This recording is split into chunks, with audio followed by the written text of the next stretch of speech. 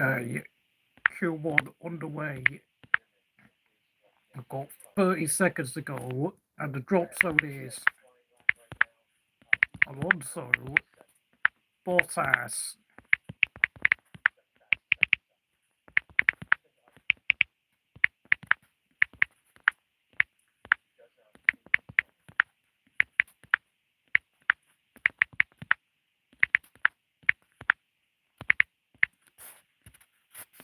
there's your drop zone, everyone. Hope you're doing well here at Crystal Racing. There's a sprint qualifying, and now, of course, the timer has gone to 0. That means everyone on their final lap must finish their lap. Piastri has gone fastest on 1, 10, 2.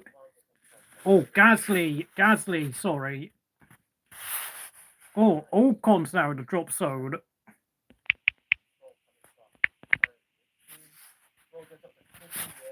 Stroll's out of the drop zone. Oh, Stroll's back in the drop zone. Of course, I don't know what's going on with semi-local hero Connor Pinto, who of course is from Argentina and has a lot of home fans coming over. Oh my God. Bottas is out of this drop zone. Bottas gets himself into Q2. Oh, the order is changing rapidly here. Ocon, 16th. Is Ocon? Oh no, Ocon's done, isn't he? Ocon, Tsunoda, Stroll, Zhou on a bottom 5. Colapinto's out of the drop zone. Oh my God. Alonso's in the drop zone now, folks. Next to his old sparring partner, Ocon, Tsunoda. Lawson's 12th, for those of you wondering. And of course, this is only Q1.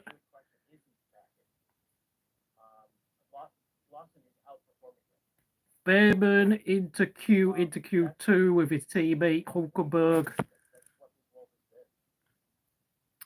So that's both Aston Martins out in Q1. Tsunoda, Ocon out in Q1. Tsunoda out in Q1. Zhou is out in Q1. Whilst their teammates Gasly and Bottas are comfortably through. Well, not comfortably through, but only just about. And it was a 1 minute 10.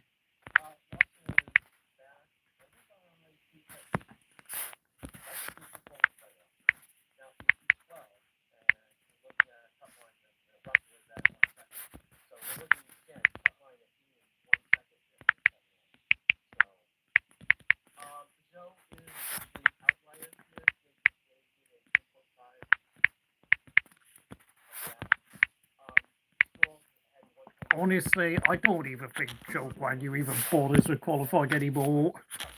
That's what it feels like. I'm just glad Max got the penalty. Alonso hasn't fully recovered, I see. You're absolutely correct. Although he did go about just about 0.3 of a second quicker than Stroll, so it's not like there's much you can get out of that Aston Martin at this point. Well, I suppose we have a reasonable starter this time out. Yeah, I've got no idea whether Max's penalty applies for the sprint race, but hey, of course, we're now on to Q2. We're going to wait for probably a couple of minutes. And of course, hello to anyone watching. Yes, this is sprint qualifying. No live coverage, I'm afraid. Alonso's not doing the same. Not surprised about Zhou. I think Zhou's just checked out of F1, to be honest.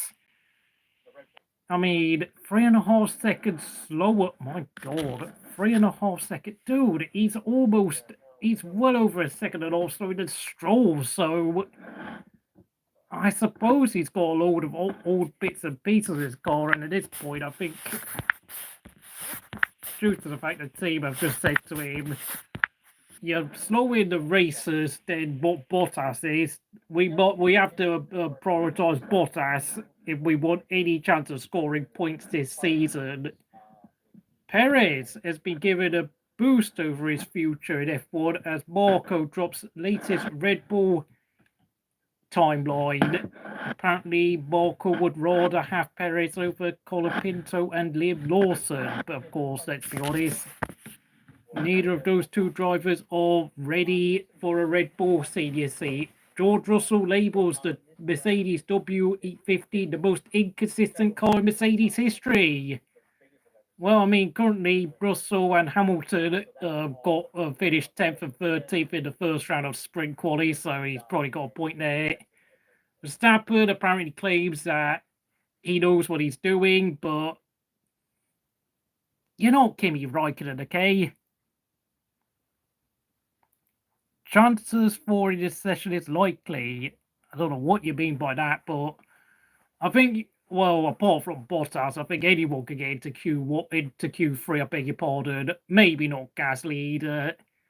Oh, rain. Okay, thank you very much. Yeah, thank you for telling me that. Lewis Hamilton says there's not much difference between stewarding. Franco Colapinto makes Williams release admission as Red Bull rumors swirl. That's interesting. I mean, Max Verstappen obviously got a 5-place grid penalty. I don't know where it applies for the sprint race as well, but the fact he came out in a press conference and said, I know what I'm doing, it's like, dude, you are not Kimi Räikkönen. Know your place. And of course, Q2 will begin. Of course, I've got 10 minutes to go for this session. Very short, quick qualifying format for the sprint race, in keeping with the heavily shortened format of the sprint race, which is only 50% race distance. Is it 50% race distance? Is it 40? I haven't got, I don't know. I have no idea. It's probably only 40% race distance. And there are no mandatory pit stops in the sprint race. He literally said this is his 10th season and he is a triple world champion. Yeah, but dude, I think the FIA needs to have a word with themselves because they've let Max Verstappen off the hook so many times now. Like, I mean, Russell is the first guy to come out. Of course, Bottas has come out. Lando Norris says he wants clean, fair racing. Well, you're not getting clean, fair racing with Max Verstappen, my friend. Max is just an absolute toolbox. That's what he is. He's a toolmaker in disguise. Only, of course, he relies upon Adrian Newey to make his tools sharp and neat for him. Piastri is doing bad today. I don't want to jinx myself on that one. Well, let's hope. Let's fingers crossed. Fingers crossed Piastri gets his act together because, I mean, let's face it, I don't think McLaren really want to bring Carlos Sainz back, but if Norris and Piastri continue to struggle like this next season, then the debate will have to be, the questions will need to be answered. Got to improve, both of them. Both of them need to improve. The championship might be heading to Woking. Maybe, but Ferrari have put themselves back in the fight, surprisingly, which is something I never anticipated. But credit where credit due, Ferrari really are getting the job done in terms of their recent performances in North America. Russell is the first to cross the finish line to start his flying lap. This should be quite interesting to watch.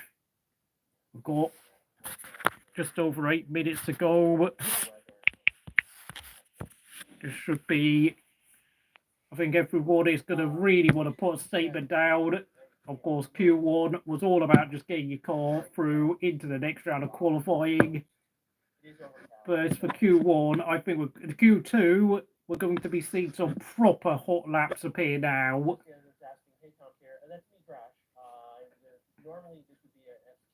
Of course, Russell is now coming into sector 3. He's only got one final braking sector remaining. through turn 12, and then through turn 13 and 14, which are not really turns because they are full acceleration zones. Russell onto the start finish line, and he gets a 1:09.7. Very nice lap. Bottas is going to follow him, and surely won't be any quicker, and it's only a 1:11.04 from Bottas, slower than Alonso's lap, by the way. Gasly coming to the start finish line. What can he do? And he goes faster than Bottas. Oh, and he's only 1/10 of a second slower than Russell. Impressive stuff there by the 28-year-old Frenchman, winner of the 2020 Italian Grand Prix. What a lap that was by Mr. Gasman. Norris is going to come to the finish line, and he goes fastest. A 1:09.06. Very nice lap. Leclerc and Hamilton are slipstreaming each other. Leclerc goes third fastest, 1:09.7. Hamilton, well, I don't know what happened to Hamilton, but I think it looks like he bailed out on that lap, but is now going to do a proper flying lap. Piastri, third fastest, 1:09.6. Sainz, second fastest, 1:09.5. Got some pretty decent. I mean, the front runners are getting on with it, I've got to say. I've got 6 minutes to go. I'll say it, the front runners are not mucking around today. They're getting on with it, which is, of course, the 2 Red Bulls need to get on with it, though. Red Bulls still yet to start their qualifying laps. Of course, the 2 Haas's and the 2 Williams still yet to start their qualifying laps. I mean, the 2 Haas's are actually waiting in the pit lane. I'm trying to think. Oh, yeah, Albon also needs to get moved. Oh, yeah, Albon's already out on track. I didn't notice. But Lawson is still in the pits for some reason, along with the 2 Haas's. Oh, my God, what a statement that is by Lando Norris. 4 tenths faster than Sainz and half a second faster than Piastri. Seriously hot speed there at Interlagos today with Norris. Albon starts his qualifying lap, and Verstappen comes out turn 12. Now about to accelerate onto the start-finish straight, setting a purple sector 1, by the way, with a 17.9. Wow. Verstappen goes second fastest, 4 tenths slower than Norris. Wow, Norris is really at it today, and Perez is only 8th fastest. Only 8th fastest, almost a second slower than Norris. That is really bad. Of course, Albon and Colapinto, of course, halfway through their qualifying laps, and Albon at 18.06 in sector 1, a 35.5 in sector 2 for Albon, Colapinto at 18.2 in sector 1. Let's see what he does coming out turn 11. Colapinto sector 2, 35.6. Not very impressive, to be honest, by Colapinto. Albon goes 8th fastest with an 09.844. I beg your pardon, sorry. Colapinto 11th fastest and only just ahead of Bottas, and that is a bit alarming, I've got to say.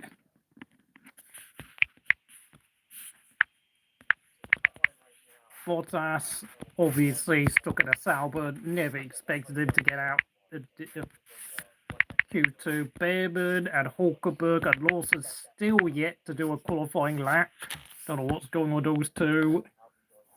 I cannot see comments for some reason. I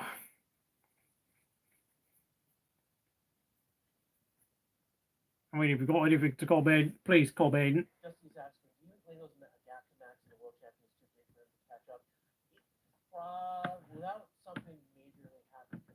I think it just. Oh, yeah. Rare steak and fries will be eliminated. Steak with fries on the bottom of bad cooking. Lando, not yet. Just seen all your comments just there. Thank you for commenting, John and Say. Always here, almost every stream. The loyal comment chat.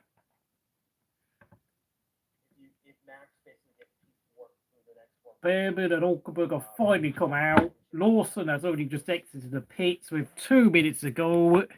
Looks like both Haas and Lawson have pretty much resigned themselves to the fact that they're not likely to make it to Q3, if I'm going to be truly honest. And you have to remember, only the top 8 score points, which is a bit makes you wonder. That I think these back market saves have got an eye on the main race itself, to be honest.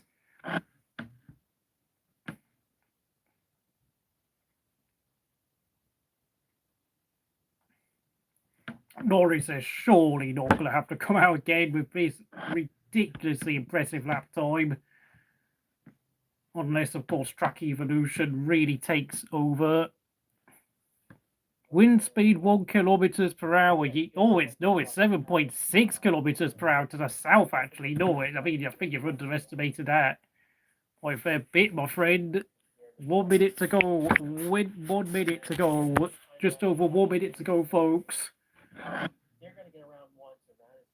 I think Verstappen is in the pits, Sainz is in the pits. It looks like those three seem very happy and content with what they've done. Albon's in the pits. Don't know why Colin Pinto's in the pits. I think Albon and Colin Pinto have resigned themselves to whatever they've done in their qualifying laps. And Colin Pinto, I think, is out, to be honest. Because with 44 seconds to go, he's not coming out.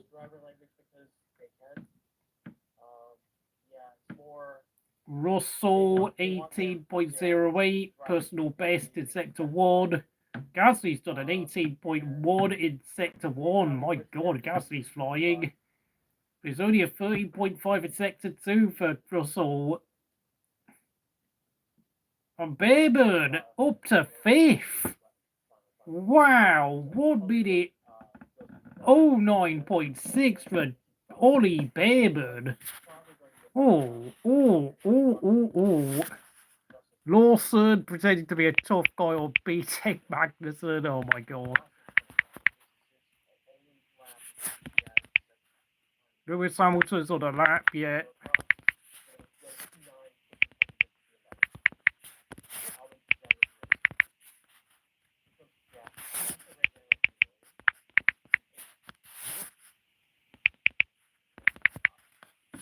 Everyone's completed a lap. Of course, the top 3 have settled. Norris, Verstappen and Sainz. Piastri goes second fastest. An 09.239 for the McLaren driver. Leclerc goes third fastest with an 09.248.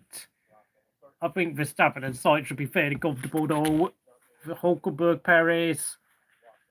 Hamilton 11th. Yeah, Hamilton up to 11. He's out. Hamilton's out, folks. Oh my word, Hamilton is having a nightmare. An absolute daymare out here at his home track away from home here in Brazil, since he is an honorary Brazilian citizen.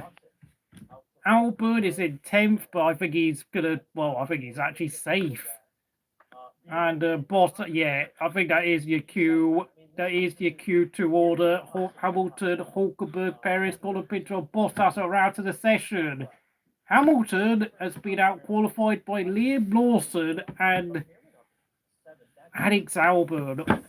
Oh dear, once again, getting a paycheck before going to Ferrari. Indeed, Hamilton is not the same driver he was when he was winning all those championships in his heyday with Mercedes. And Ferrari are getting an aging dog. That's all I'm going to say, because this is not prime Hamilton anymore. This is a ham dog. This is Lewis Hamdog, everyone. Not Hamilton, Hamdog. Sorry, I just have to.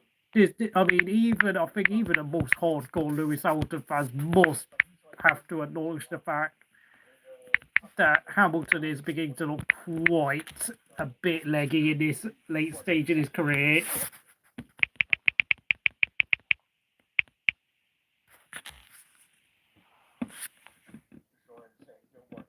Of course, Bottas, though, has been really quick in qualifying yet again.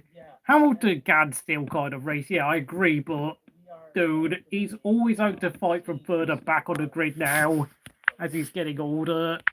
That's not ideal. And now, of course, we're into the Q3 top 10 shootout.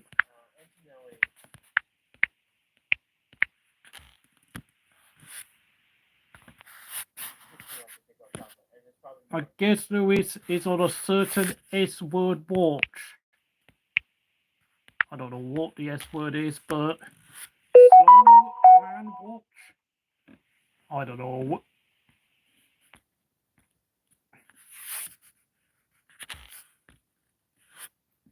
Of course, once the order is completed, I will type in the rest of the top 10 for Q3.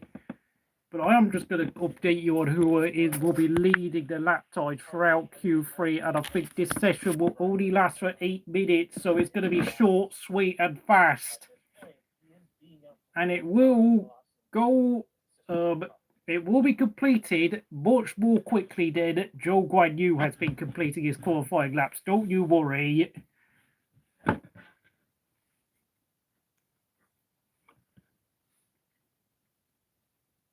And Hamilton has been caught at a weighbridge. Oh, right, okay. Perez is a bit, yeah. Perez is... The thing with Perez, though, is that he brings money over with him from Mexico. So, thing is, though, if Perez stays at Red Bull, then I don't know. I mean, who knows? I mean, Racing Bulls might have to make a decision over whether they're going to keep Yuki Tsunoda in the team, because if they want Colapinto and Lawson, then Yuki Tsunoda is going to leave the team. Like, I'm sorry, but... And of course, I mean, that could mean that Yuki Tsunoda's career could end at the end of this year if he's not careful.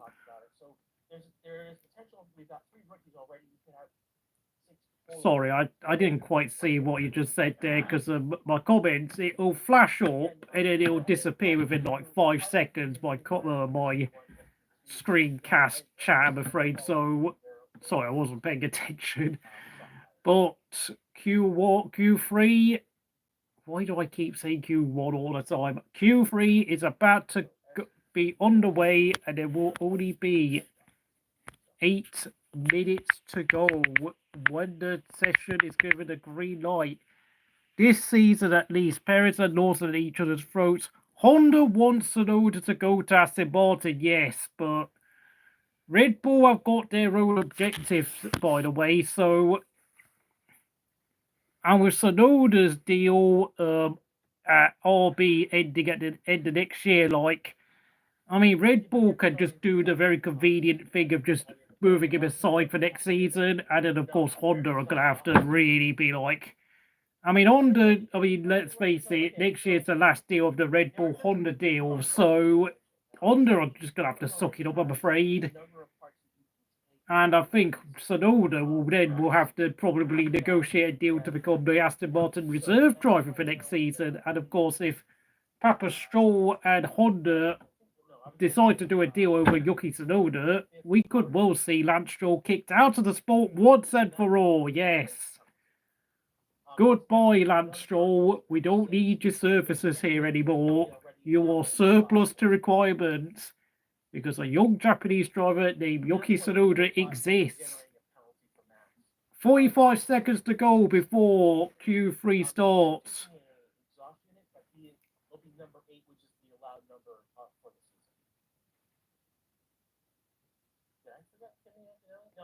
Suspect is going to be in the middle of fighting. And that's what I've just read from Lando Norris's radio broadcast. Is that Verstappen? 20 seconds for Oscar Piastri before he comes out.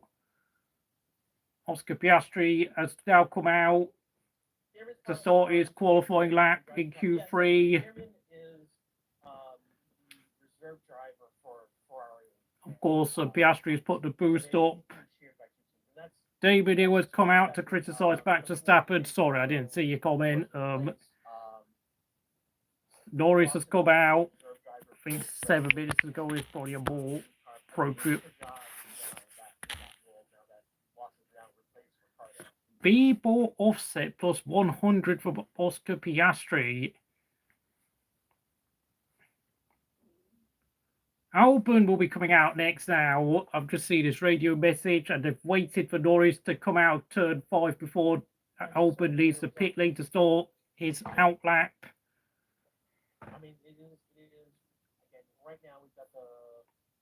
If anyone wants to comment now, because of course the two McLaren and Albon are still on their out lap. 7 minutes to go, yes.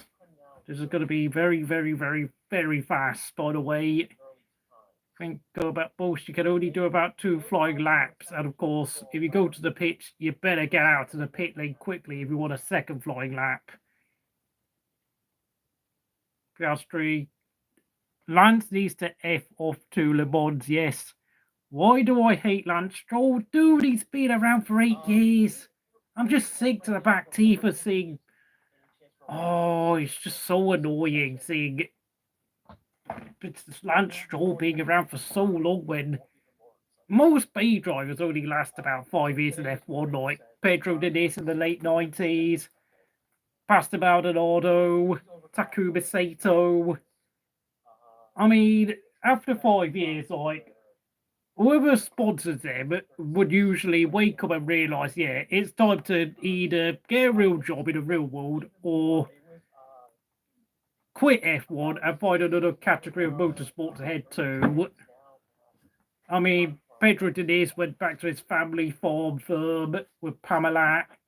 Maldonado has gone to sports cars, and of course Takuma Sato has spent most of the past decade in IndyCar racing, so there's always a world outside of F1, and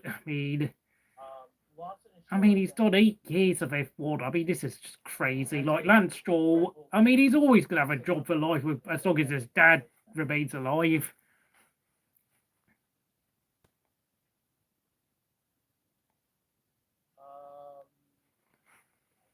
Okay, yeah, Norris has gone fastest with a new. He might need a sledgehammer to his design board. Yeah, we've only got 5 minutes to go. This session is flying, folks. Piastri has gone 3 tenths slower. Can't say it though. It's going to be a real hard task for anyone to get pole off Norris. Norris, if he really keeps it together, and if Verstappen gets angry and decides to whack into someone tomorrow afternoon, oh damn, Norris could really cut that championship gap. Albon goes 3rd fastest, but of course he's the only other car to have completed a qualifying lap other than the 2 McLarens. 4 minutes to go, folks. 4 minutes to go, and and everyone now realises it's time to come out to do a quali lap. Dearie me, that's a long time to wait, folks. Like, if anyone gets like a red flag halfway through their flying lap in about 3 minutes' time, then Albon is going to start tomorrow's race in 3rd place. Max channeling is in a Schumacher, yes. I mean, I know I watched that video by Law VS where he just said Verstappen is more like Michael Schumacher than Ayrton Senna in terms of his personality and his obsession with motor racing, in that, you know, if modern F1 had unlimited testing like we had 20 years ago, Max Verstappen probably would go and test all the time like Schumacher did back in the day. Everyone is now out on the track. Well, nearly everyone. I think Leclerc and Sainz have come out. Behrman's out. Gasly's out. Lawson's out. Only Verstappen. Verstappen and Russell are still the only ones in the pit lanes. They are going to. Verstappen's come out. Russell will be the last one to come out. Although, of course, I have no idea what he wants to do with his tyres because, of course, Mercedes are not exactly very quick right now. Albon is in third place. I know, it's crazy, isn't it? Gasly crosses the line to start his flying lap. I think it's time that we really start to fill out this order for... Just so you know, Hamilton went out in Q2 along with Perez, as per usual, since Perez is... Track evolution is now taking effect. 2 minutes to go, folks.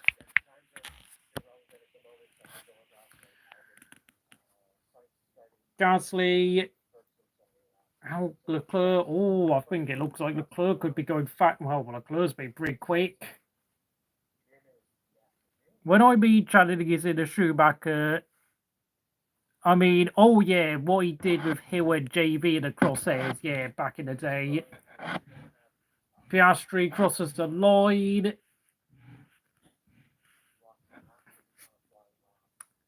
Max has been told not to overpush the bolts now. Gasly goes third fastest ahead of Albon.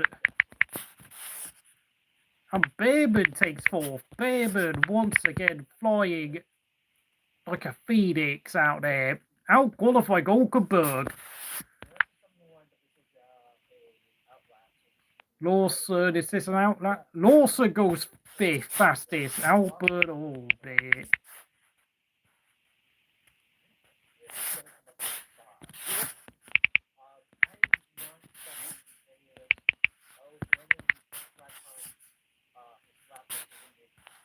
Oh, Behrman's lap time was deleted, everyone. Yeah. Oh my god. Leclerc's in second. Blimey.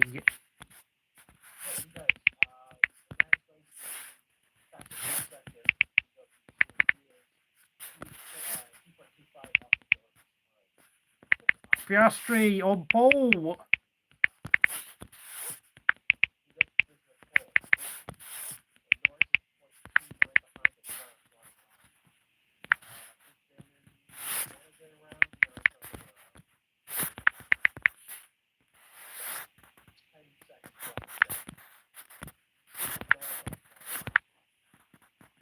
Behrman's had his time deleted, so Behrman really needs to get a crack on now.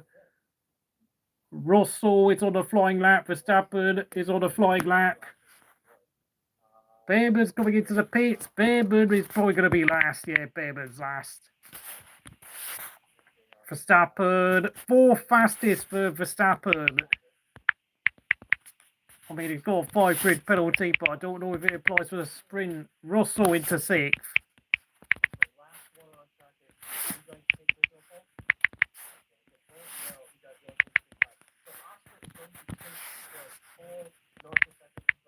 Piastri pole, yes. Piastri on pole. What an effort by Oscar Piastri.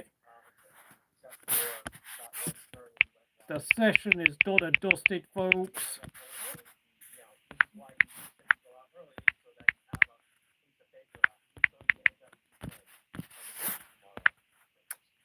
And Behrman pays the price for leaving his qualifying lap very late.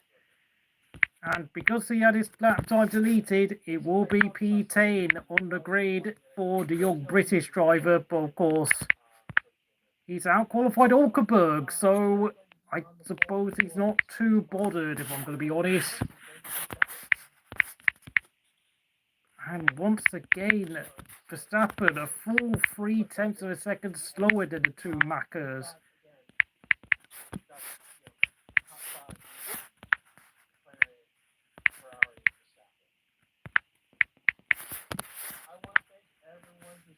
Fat Boy, all rules activate on Saturday. Yes, we could be seeing team orders. That's going to be interesting.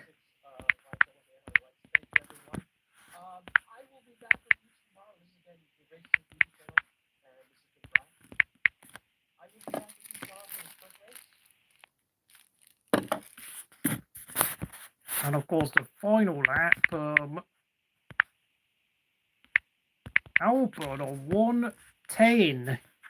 And of course, Behrman had time deleted.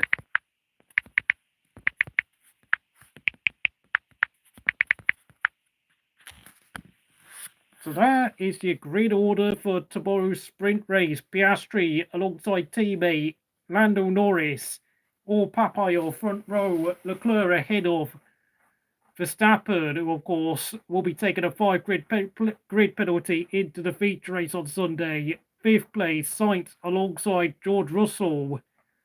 Gasly, a former Red Bull driver, will be lining up beside current Red Bull Junior driver Liam Lawson.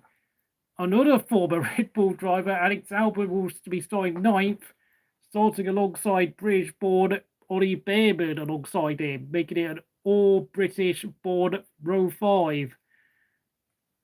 Knockdown Q2, Hamilton will be starting alongside podiumless wonder Nico Hulkenberg. Row 7, Sergio Perez will be starting alongside fellow Latin American hotshot Franco Colapinto, who has been stealing all the headlines and this is basically virtually his own Grand Prix. 15th place, Bottas impressing once again in the slowest car on the grid in the SAO. In 15th place, starting alongside double world champion and intestinal infection patient Fernando Alonso. Row 9 will see Esteban Ocon, winner of the 2021 Hungarian Grand Prix, alongside Japanese driver Yuki Tsunoda in the second RB. Lance Stroll will be starting in the back row with fellow P driver Zhou, who of course doesn't even push to the full limits of his car in qualifying anymore due to Sauber running on a shoestring budget. And even with Fernando Alonso under the weather, Lance Stroll is still 0.3 of a second slower than his double world champion teammate. That is pretty awful if you ask me, but we are talking about Stroll, Mr. Lancelot, who is not very good. Can't really feel that much sympathy. Actually, simulations of the rest of the season,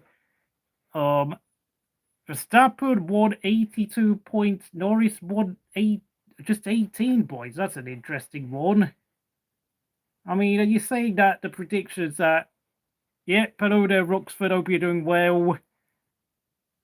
Obviously, I don't know whether Chaz is going to be streaming this weekend because I know he's got his busy university schedule. But of course, I have just done the sprint qualifying live stream. I missed out most of Q1 because let's face it, Q1 is not really there to do much other than remove the bottom 5 drivers. Gotta say it, Aston Martin are waiting for Adrian Newey to turn up at their doorstep and to sort them out once and for all. Ocon has checked out of Alpine. Tsunoda, I don't know what's going to happen to Tsunoda because he is getting absolutely trashed by Lawson, and I have to say, if these Colapinto to Red Bull rumours are true, then I think Tsunoda could be out of his seat next season because, let's face it. Oh, right, it was a simulation on a... Oh, yeah, one of those prediction simulator thing they do, yeah. 82% probability for Max to win the championship, yeah. Chaz will do proper qualifying and the feature race, yes, I know, but... Well, this is why I'm doing the streams, because I know Chaz can't do everything, and, you know, I like the fact that you all like to come on here and watch me talk absolute rubbish and struggle to string a coherent sentence together, but I enjoy the struggle and I enjoy the grind. Of course, today's sprint qualifying only lasted about 45 minutes, so it's not like there's much to talk about, if I'm going to be honest. I mean, at this point, we usually will be doing like a free practice 2 sessions, so I suppose sprint quali gives us something to talk about, along with the sprint racing itself if something dramatic happens, because, I mean, it is supposed to be like a bit of racing in place of practice, and the Brazilian fans. I mean, I know a lot of people who visit the racetracks appreciate the chance to actually see a bit more racing than they usually do on a standard F1 weekend, because in practice, all they do is just go out one by one, doing race simulations, qualifying simulations, and it means absolutely nothing. As for the sprint race itself, it is 8 points for a win, 7 for second place, 6 for third place, 5 for fourth place, 4 points for fifth place, 3 for sixth, 2 for seventh place, and just 1 point for eighth place. I have no idea whether they give out a point for fastest lap, but I don't think they do, because let's face it, fastest lap points have been a huge point of contention for the past 5 years, and thanks to the antics of Daniel Ricciardo at Singapore, we will not be having fastest lap points awarded next season. And of course, in 2026, DRS will be finally banned from Formula One in 2026, meaning that I think the sport is going to be slowly going back to normality in the next 2 years. And of course, in 2026, we will be getting bigger hybrid. The electrical unit will be enlarged to become a lot bigger for the engine. So obviously, I think 50% of the engine horsepower will come from the electrical kinetic unit in the hybrids for 2026 onwards. And of course, we have to remember that MGUH, the heating component, will be removed from the cars in 18 months' time. Piastri once again proving a point to everyone who's been doubting him that his qualifying's not being good enough. Well, he's just got pole position for the sprint race, but having said that, Norris needs these points now, and I think Piastri will have to abide by team orders and allow his teammate to win the sprint if possible, as long as, of course, Norris doesn't have his usual brain fart at the start of the race. I mean, as for other drivers, Leclerc will be starting in front of Verstappen, so of course Norris will need Leclerc to try and hold him up, and he's going to have to hope for his old sparring partner Carlos Sainz to try and cause Verstappen a bit of grief and really take those points off Verstappen in the championship race. Of course, Verstappen still leads the championship by 47 points, but tomorrow will be a chance for Norris to really start to eat into Verstappen's lead, and of course, with a 5-place grid penalty for Sunday, Norris has got to get a crack on now, because there's only 4 more race weekends left. There's only 2 more sprint races left, so he's got to really capitalise upon Max Verstappen woes and take at least 12 points on average per race weekend if he wants to nick this World Championship. Of course, we cannot forget about the fact that McLaren are leading the Constructors' Championship by over 20 points from Ferrari, who have just overtaken Red Bull, who now fall to 3rd place. And gotta say it, yeah, McLaren and Norris really need to capitalise on Red Bull's general idiocy. And of course, Max Verstappen trying to delude himself into thinking he's Kimi Raikkonen by saying, "I think I know what I'm doing." Dude! Only Kimi Raikkonen has the right to say it. You two going into deep dives into drawing rain delays would be good. Yeah, cheers, Roxford. To be honest, a 5-grid penalty doesn't really matter because he'll catch up. Yeah, but every little helps for Lando Norris, to be honest. I know it's not a big penalty, but he really of course, you never know, like a driver in the middle of the pack like Lawson, Albon, or Behrman could bang wheels with Verstappen and make Verstappen really lose lots of time early on in the race. Because, of course, if Verstappen was to lose a front wing on the first lap, that's going to set him back quite far back and send him straight to the back of the grid. And then, of course, if Verstappen does something stupid, then Verstappen could face another penalty. And of course, with the amount of criticism of the FIA stewards, I think the FIA stewards will probably be compelled to give Verstappen another big time penalty, probably 10, 15, 20 seconds, depending on how severe the incident is. And of course, that would help Norris out even more. So, got to capitalise on Max's problems. Max looks slow in sector 2 and 3. Yeah, I mean, that Red Bull is really not good anymore. And I have to say, like, I think the longer Red Bull's technical crisis continues, then I think the likelihood of Max Verstappen heading to Mercedes or Aston Martin in the future is just going to grow and grow. And I think with my predictions that Fernando Alonso will retire from F1 after 2026, then I think Max Verstappen will leave Red Bull and head to Aston Martin to work with Adrian Newey again.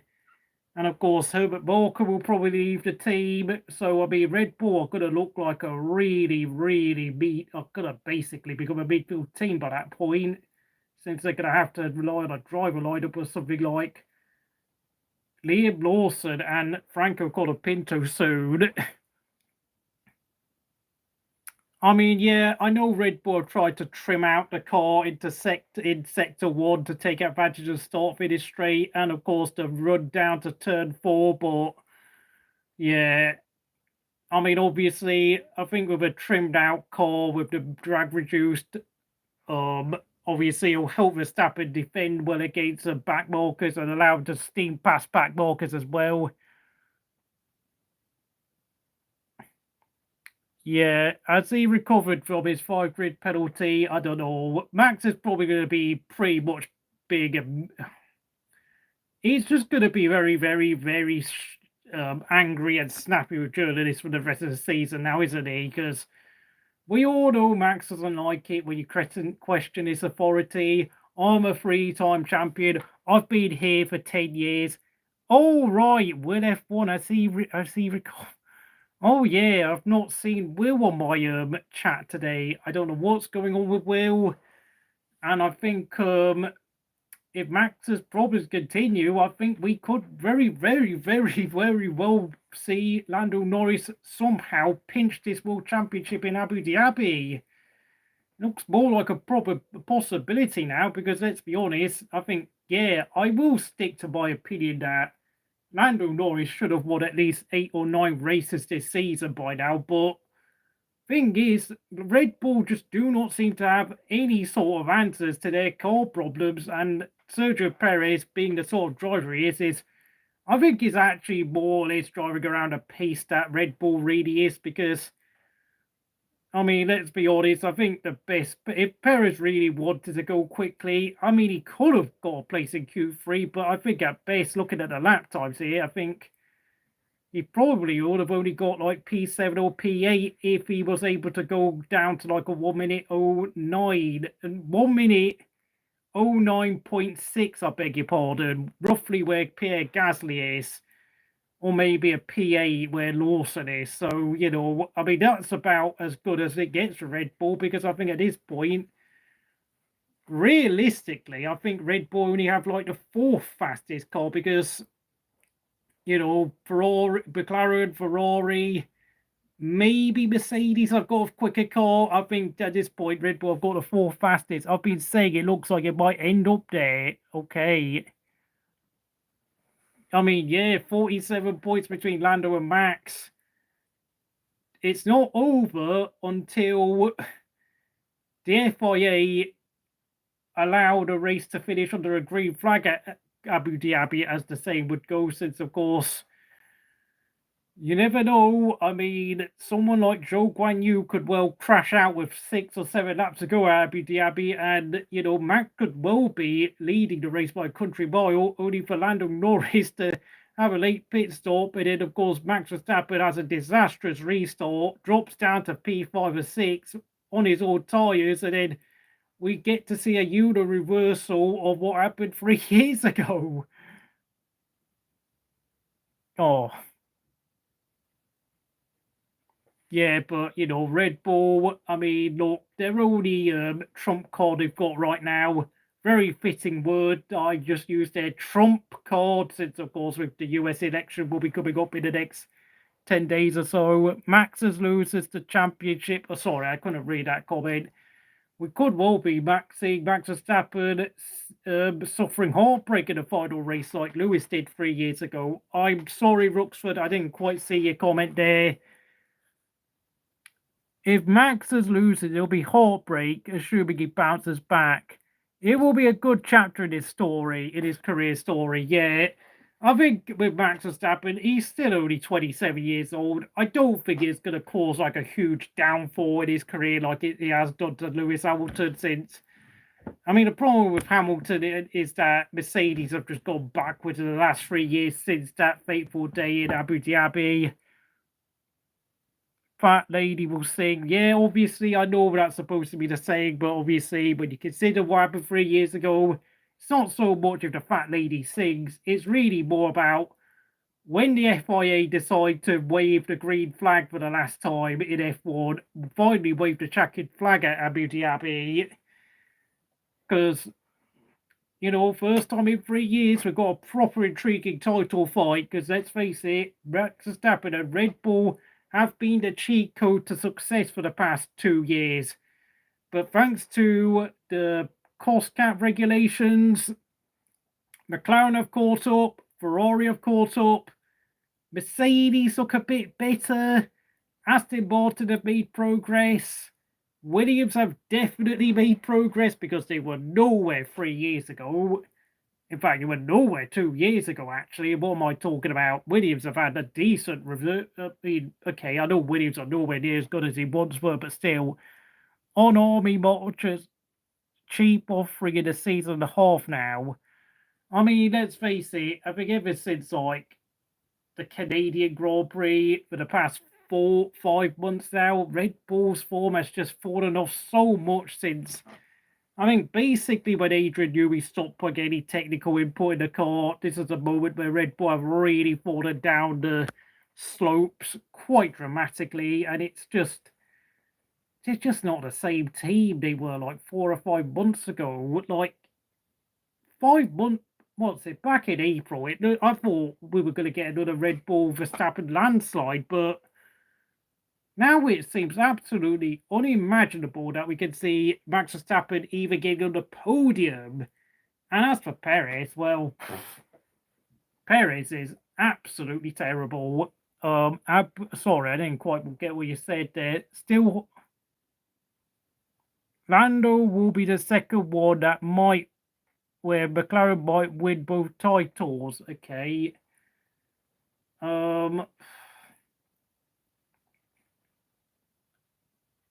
I think the last time, obviously, McLaren managed to win both the drivers and the constructors' titles back in 1998, by the way, when, of course, he won the championship for the first time with Mika Hakkinen.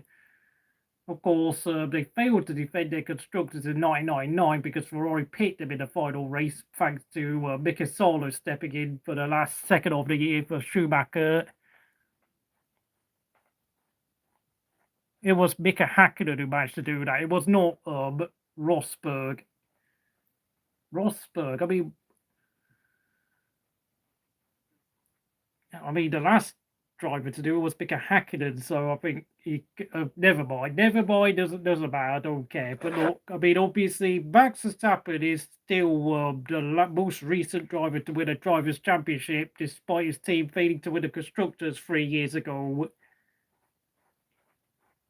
Williams won in 1997, yeah, but the thing is, though, not only have Williams not won the Drivers' Championship since, they haven't won the Constructors' Championship since 97. Although, of course, I think with McLaren, it's kind of a bit more of a problem because obviously they won the Drivers' title again with Lewis Hamilton in 2008, but of course, Ferrari won the Constructors' title again. So, you know, Ferrari have been developing a bit of a habit of winning the constructors' title, despite all of their drivers coming up short in all of the seasons they've been able to win a constructors' title, which is quite a weird record. But of course, back in 1982 and 1983, they won the constructors' title despite Jules being deleted at Zolder, Pironi having his career ended at Hockenheim thanks to his legs being smashed up. The one banker prediction for this season that Alonso was going to finish ninth in the driver's title, well, that's pretty boring. 1983, Ferrari won the constructors despite neither Arnoux or Tambay being in championship contention for the drivers come the final race at South Africa, which of course Piquet won ahead of Adam Prost. And of course, as a result, I think Tambay was kicked out of the team to make way for Michele Albon. Of course, Ricciardo was kicked out after the first race in 1985 to make way for Stefan Johansson. So, you know, and of course, Ferrari already replaced Carlos Sainz and Lewis Hamilton. So, question marks over a lot of drivers, but of course, let's be truly honest. I don't think Lewis Hamilton is going to be an upgrade on Carlos Sainz at this point in his career. With Ferrari, if I'm going to be truly honest, they've got. I think signing Lewis Hamilton as now is going to cause them problems because, I mean, it could well be. I did see a video from Grid Cab yesterday that maybe they could bring Carlos Sainz back, but if Leclerc and Hamilton are not getting the job done by 2026 in terms of Drivers' Championship, do not be surprised to see Ferrari try and make a move for a certain Dutch driver who is driving for Red Bull right now. That's all I'm going to say. And we could well be seeing Charles Leclerc and Max Verstappen as teammates in 2027, which I think, if I'm going to be truly honest, is probably going to eventually see Charles Leclerc end up leaving Ferrari if that happens, because I don't think Leclerc could honestly tolerate having Max as a teammate. And yes, for those who are wondering, qualifying is done and dusted. Oscar Piastri, pole sitter for tomorrow's Sao Paulo Sprint Grand Prix here at Interlagos in Brazil. Of course, for the past 4 or 5 years, Sao Paulo Grand Prix has not been called a Brazilian Grand Prix. Track owners having disputes with the Brazilian government, whether it's been with Bolsonaro, whether it's been with Lula as the country's president. Of course, don't know what happened there. I just heard a beep sound on my phone. But of course, I've got to say it.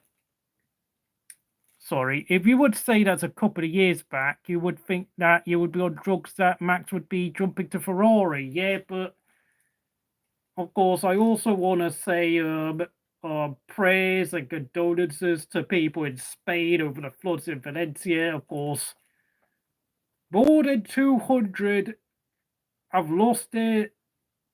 been unalived in Valencia after devastating flash floods down in Spain. Goodness me, rest in peace, rest in peace. That's all I can say. That's absolutely, truly awful. I'm looking through the YouTube homepage videos, and of course they are talking. I mean, I have seen videos about Spain. It's really sad stuff. Of course, there are more important things in life than F1, football, and sports in general. So yeah, I don't think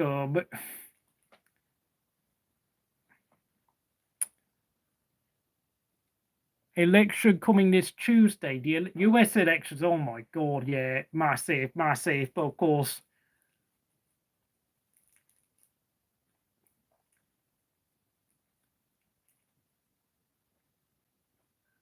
yes, indeed, to say rest in peace.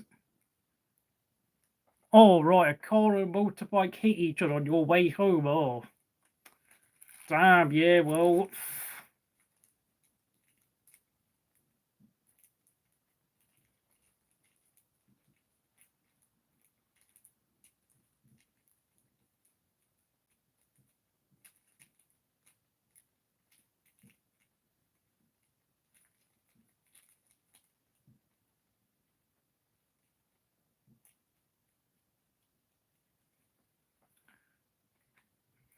Yeah, thank you, Say. Thank you for reminding me about that. I was just wondering about the US election. I mean, they've been talking about it for months on end, and it's just...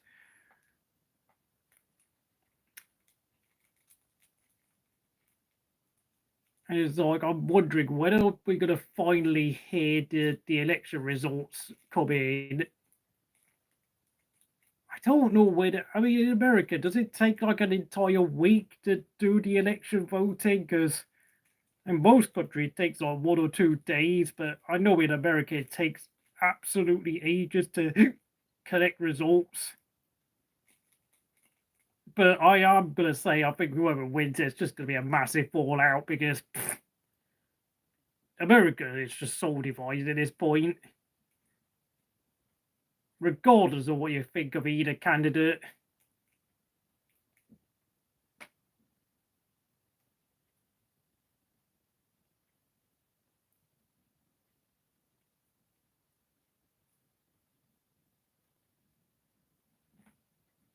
Oh, 3 days until the final result. Yeah, fair enough. I know it takes a while to get it done in the US of A. What can be said? I mean, Bottas, I think, did a very good job in qualifying. Obviously, we still don't know who's going to race for Red Bull Junior team next year. And, of course, we have no idea who will be racing in the second Sauber seat next year. And, of course, with Perez's form and Tsunoda not having any real long-term future at the team, I mean, we could be seeing real upheavals at both Red Bull teams next year. Bottas, he's a good driver, but of course we have to remember Gabriel Bortoleto is definitely in the frame to take that. Is also a contender for the second seat at Sauber. Because, I think Gabriel Bortoleto, reigning Formula 3 champion, and I think he's still in a championship fight for the Formula 2 title, maybe, but I'm not entirely sure. But if he does win the Formula 2 championship, it's going to be very hard to ignore Bortoleto. Although, of course, he's not really been much of like someone touted to be a future world champion, like we've seen with Andrea Kimi Antonelli, Ollie Behrman, or even someone like Gabriel Mini, who's still racing in Formula 3 right now. But we've seen Conor Pinto make a decent impression in his first few races in F1. Bortoleto might just be the next big thing. And of course, we all know can you imagine Conor Pinto and Bortoleto fighting for a world championship? Brazil versus Argentina. And that's a funny irony, is that Formula 1 will not be defending the title as the Formula 2 rule that you're not allowed to defend your title has surely got to change. Yeah, we've seen Drogovic not have a seat for 2 years.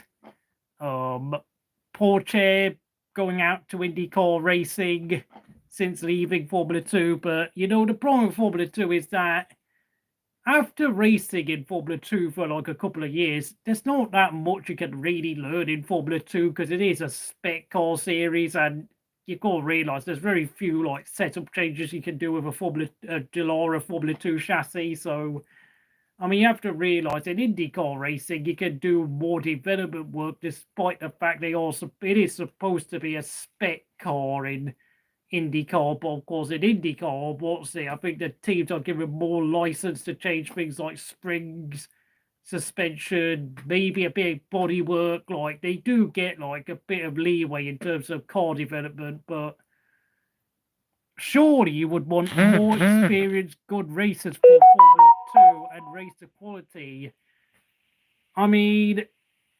What was I going to say? Yeah, I think I said a couple of times now that A1 Grand Prix should be brought back, and basically, okay, not to the same regulations that we saw back between 2005 and 2009, but like drivers should be eligible to try and win the championship for their nations. Of course, if there's like 2 or 3 drivers of a certain nation, then they can compete. But I think a rule should be brought in where only one driver is nominated to score points for a nation every weekend. So we could well see anywhere between like 10 to 12 nations compete for the A1 Grand Prix World Cup Championship every year.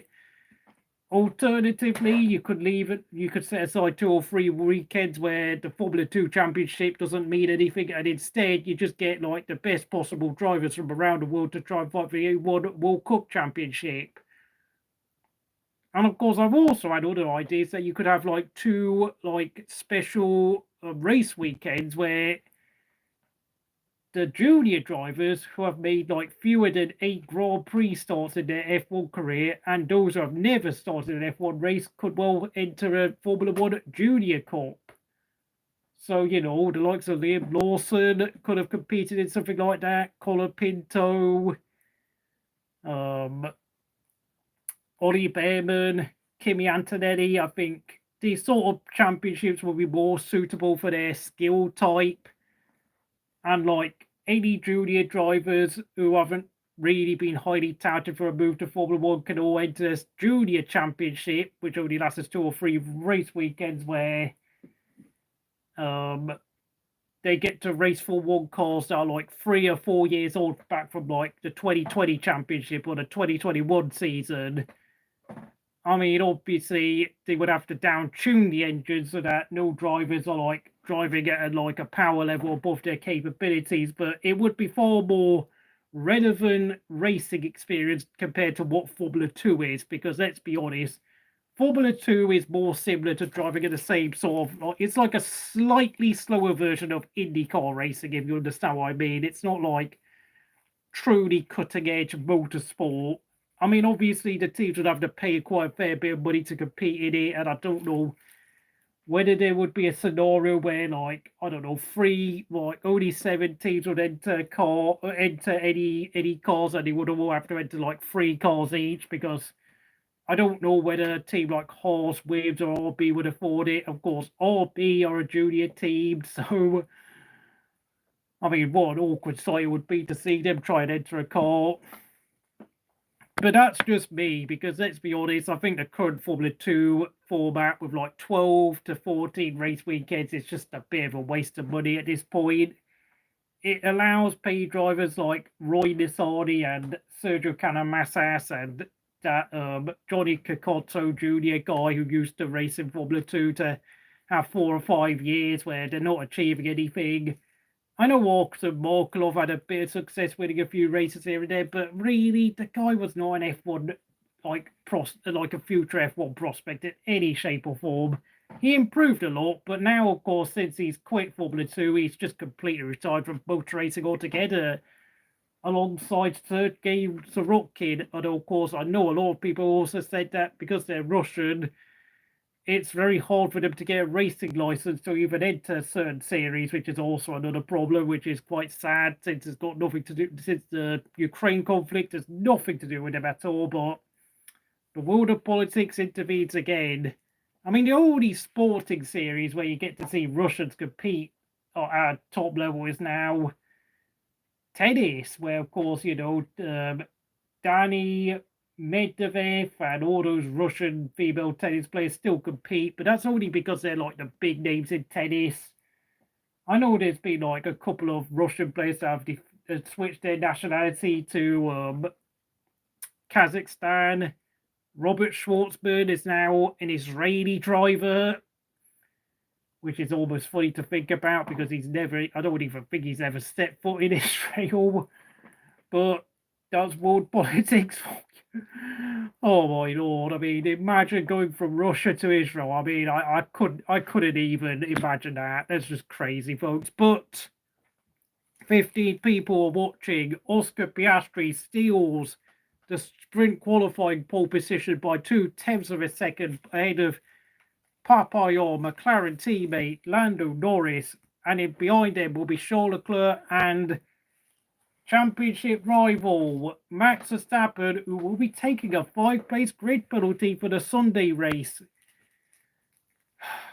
Now I'm going to take a breath. Because I've been talking almost for an hour now. Hamilton now in Q2. Wow, oh dear. Hamilton's qualifying speed has diminished over the years, and it really is now. I mean, he's really struggling now. Perez also went out in Q2, but that's pretty standard procedure. Both Aston Martins went out in Q1.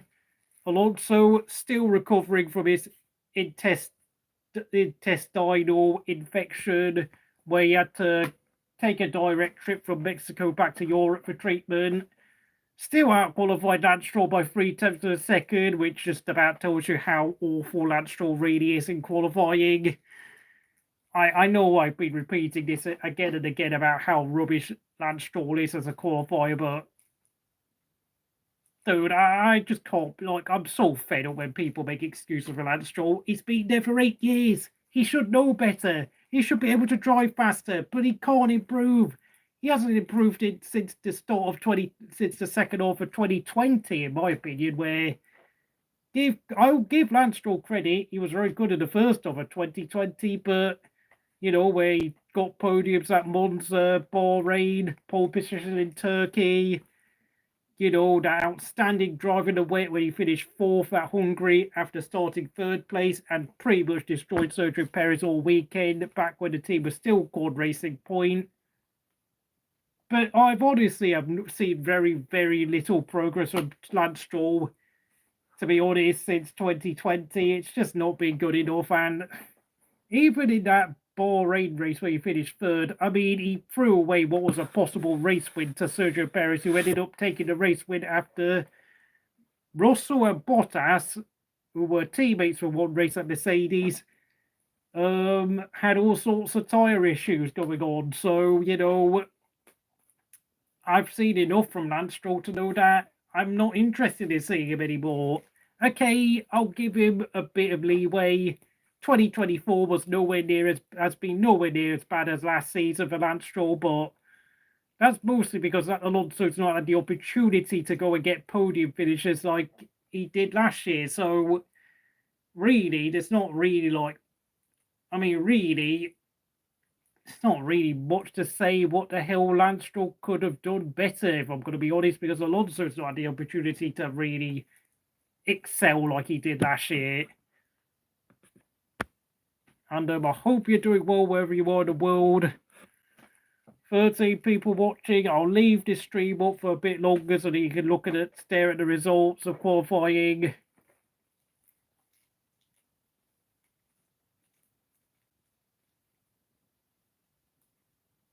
I'm just looking through my YouTube home feed. Star Wars, Jedi, Orchestra. What else? Oh yeah, Pierre Gasly, another brilliant qualifying performance in the Alpine. He has been flying recently. Absolutely superb. Albon in Q3 again, but of course we all know the Williams is quite a quick car now. Lawson into Q3, and he's really making a stake for himself for that Red Bull seat next year. Of course, he made a lot of headlines since coming back, clashing with Alonso at Kota, banging wheels with Perez at the last race in Mexico. I mean, obviously Perez and Lawson are competing for that second seat at Red Bull, if Red Bull want to consider Liam Lawson as a teammate for Max Verstappen. Behrman had his time deleted, but he can be pretty pleased at the fact he's managed to out-qualify Hulkenberg. Of course, Ollie Behrman is standing in from Kevin Magnussen, who will not be doing the sprint race tomorrow due to illness. Of course, Kevin Magnussen had a great race last time out at Mexico where he finished 7th, but of course, unfortunately, it does seem like a lot of drivers are under the weather recently, and of course, Behrman has got another opportunity to impress, and of course, say it. Haas, I mean, Esteban Ocon, you better watch your back because Ollie Behrman means business, and of course, if you want me to give my opinion on the whole Max Verstappen versus Lando Norris incident last weekend, I think it's safe to say I think Max Verstappen, I mean, having had quite a few re-watches of that Lando Max crash at Mexico, okay, the first incident was just a normal racing incident, which I think Lando got a 5-second penalty, but then the second incident was just blatant unsportsmanlike behaviour with Max Verstappen, and I think, you could argue that Max Verstappen could have got a black flag at the last race in Mexico because, of course, Max basically admitted in his post-race interview that he deliberately pushed Lando Norris off the road in order to stop Lando Norris from winning the race. Because, I mean, Lando Norris was very quick with his lap times, but had Lando not been impeded by Max, I mean, before we know, in the last few laps, after overtaking Charles Leclerc, I mean, Lando Norris could have well have been all over the back of Carlos Sainz and taking what would have been a massive race win. And of course, since you get 25 points for a win and 18 points for second place, I think Max knew that by impeding Lando, he had potentially costed Lando at least 7 points in the Drivers' Championship, which of course, I've got to say it, I think Max Verstappen definitely committed blatant foul play last time out in Mexico, and I think if he does something really bad again in the sprint race tomorrow or in the feature race, then I think the FIA have got to really start handing out penalty points on Max's license, put 6 points on his license, and black flag him from the race and disqualify him, because honestly, enough is enough. Enough is enough, Max Verstappen. And now I finally got that out of the way. So, you know,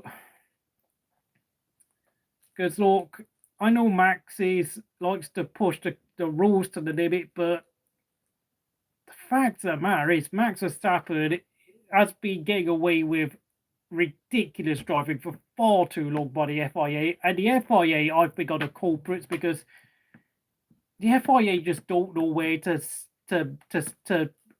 set the boundaries of Max Verstappen, because Max always pushes the limit, and the FIA always failed to react. So,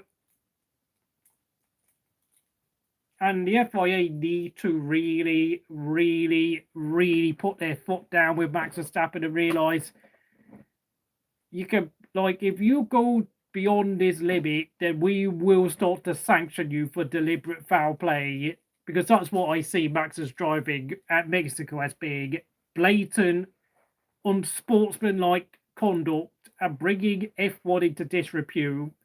And with the almost unanimous verdict on social media that Max Verstappen had gone way too far, yeah, it's time, FIA. If you have to disqualify Max, do it.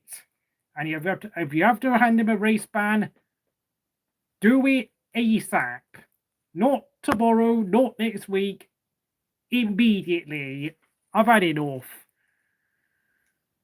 And then, of course, we have to remember his dad, who, don't even get me started. Like, I know people say I'm quite harsh on Lance Stroll. If you think I'm harsh on Lance Stroll, well, you haven't seen anything yet when I get onto the topic of Jos Hans Verstappen. Looking down the order, yes, Colapinto knocked out in Q2 in what is his quasi-home Grand Prix in front of his Argentine fans who have made the trip over the border from Argentina to Brazil.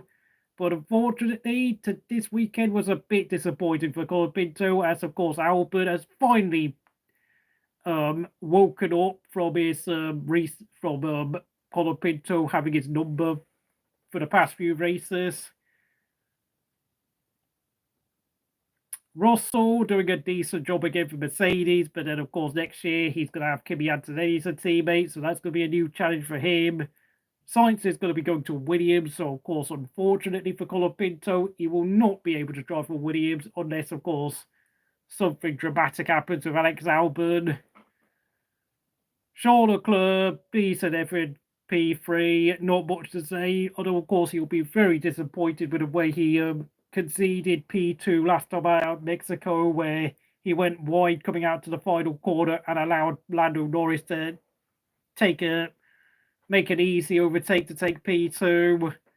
Piastri, though, I think will be very pleased to prove a lot of his doubters wrong, and of course, because of course Piastri has struggled in qualifying recently, and Piastri, well, getting sprint pole will be a way of proving a point to his doubters that he's not a flop like some people suspect he might be. Or of course, I think consistency is definitely something Oscar Piastri needs to work on. This needs to be something that we see from Oscar on a more regular basis next season, because next season the rookie card will no longer be an excuse that I think he can really rely upon anymore from next year onwards, to be honest. Norris, I think, okay, I know Norris will be annoyed at conceding pole position, but hang on a minute, it wasn't 2/10 of, no, it was 300ths of a second, I beg your pardon, the gap between Piastri and Norris. I don't know why I keep saying 3/10. My God, sorry. But yeah,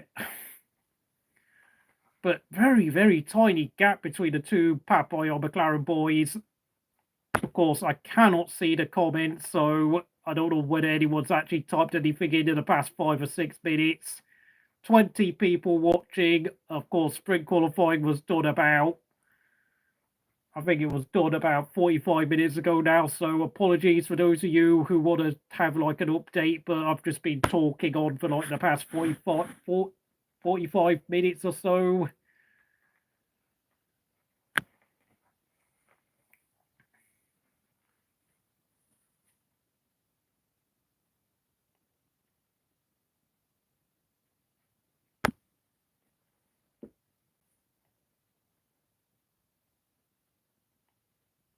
And yeah, I think I will leave it here. Please like, subscribe, comment on the sprint qualifying video here, live stream here at Crystal Racing. And I will see you again tomorrow for the sprint race and the feature race qualifying.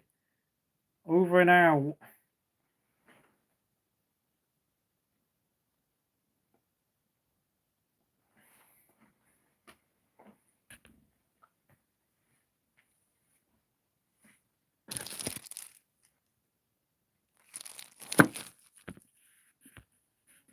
Every driver knows that motor racing is dangerous, yet it continues to bring joy not